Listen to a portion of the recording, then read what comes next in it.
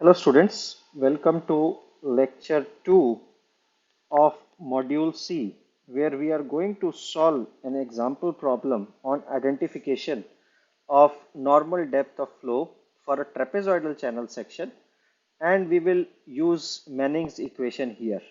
Please note that if you can solve this question for trapezoidal channel, solving similar numericals for a rectangular channel is going to be straightforward. So here the question is that we have to compute the normal depth in a trapezoidal channel which is having a bottom width of 10 meter, side slopes of 2 horizontal to 1 vertical, and some discharge of 30 meter cube per second is given. So as soon as I see these kind of problems, the first thing I would do is draw the representative cross section. Whatever is known to us and whatever is required, express it in a diagrammatical form. So what we need to determine here, that what is this depth of flow or yn, which is not known to us. So yn is question mark here.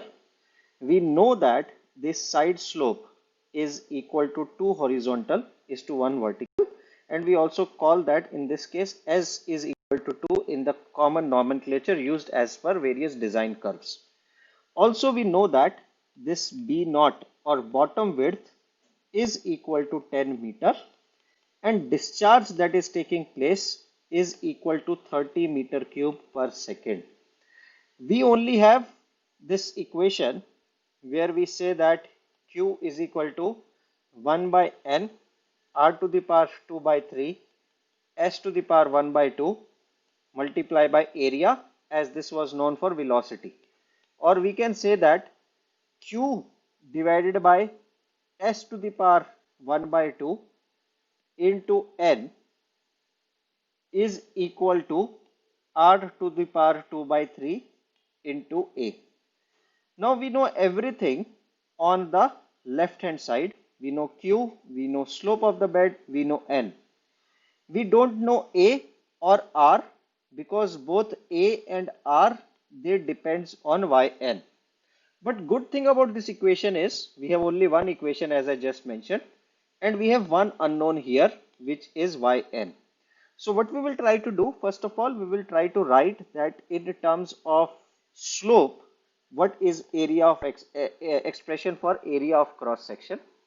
We know that for a trapezoid, area is equal to half into sum of parallel sides, which is 10 plus 10 plus top width is going to be 10 plus 2 yn. Yn would come from here, yn would come from here because the slope is equal to 2. So hence the factor of 2 would come. Then this of course is equal to b naught.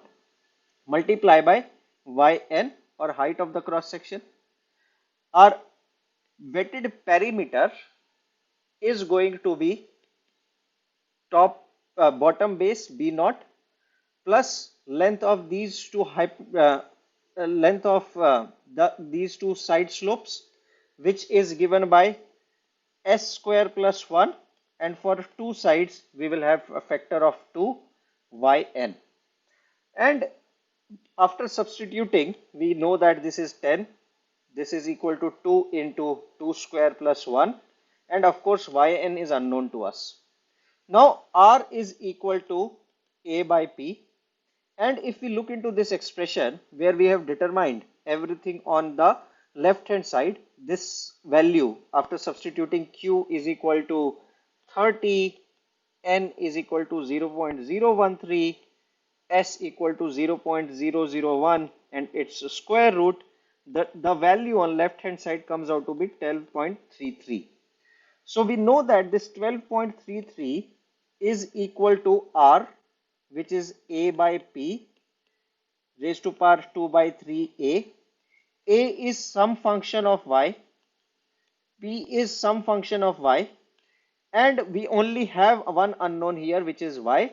And after expanding this, which I will leave this as an exercise for you, you can write this as yn into 20 plus 2yn raised to power 5 by 3 minus 12.33 into 10 plus 4.47 yn raised to power 2 by 3, which is equal to 0. And now using your calculators or by hit and trial method or using some numerical approximation approach, you can easily calculate this, and this comes out to be yn equal to 1.09 meter. Now again, as we discussed into our in-class tutorials, that solving these kind of equations in field setting is going to be cumbersome. But as an engineer, you would have access to something called as the design curves. And here we are going to solve the same numerical example using design curve. And this is one typical design curve that is used to determination of normal depth for different cross sections. Now you see that something for circle is given and something for trapezoid is given, because for doing the same calculations for rectangular section is going to be very straightforward. So we really don't need a design curve for that, but still you can always have an access to a rectangular design curves and do the similar calculation. Now one thing that you first of all need to know is that your ultimate target is to determine yn. You have to use this curve, and you are given the values on x-axis AR 2 by 3 divided by B naught 8 by 3. You already determined AR 2 by 3 in previous method, as it was just function of Q S to the power 1 by 2 and N as 12.33. We know that bottom width of this channel section is equal to 10 meter, which implies that B naught 8 by 3 can be calculated as 10 raised to power 8 by 3, or we can calculate AR 2 by 3 upon B naught 8 by 3 is equal to 0.026. Now for 0.026, we know that we would be somewhere here.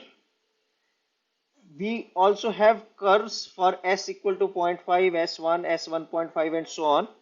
So from this point, we will go vertically upward, try to identify the curve, and you clearly see that for different slopes, these curves are closely spaced and they would become distinguishable only when we have relatively higher value of AR 2 by 3, and which makes sense because top would be significantly different if we really have a steeper slope here.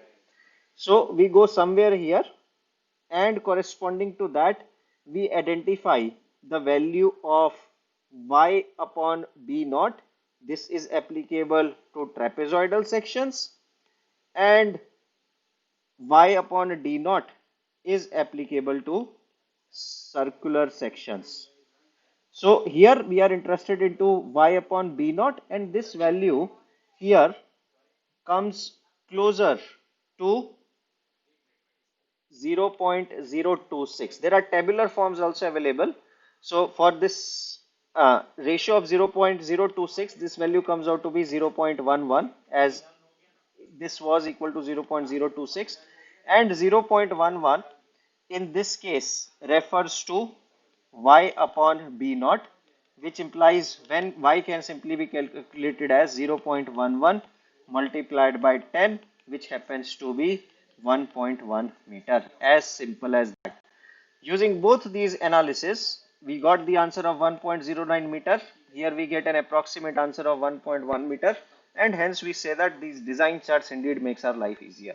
So similar design charts are also available to determine what would be the critical depth, as we have is the case for normal depth.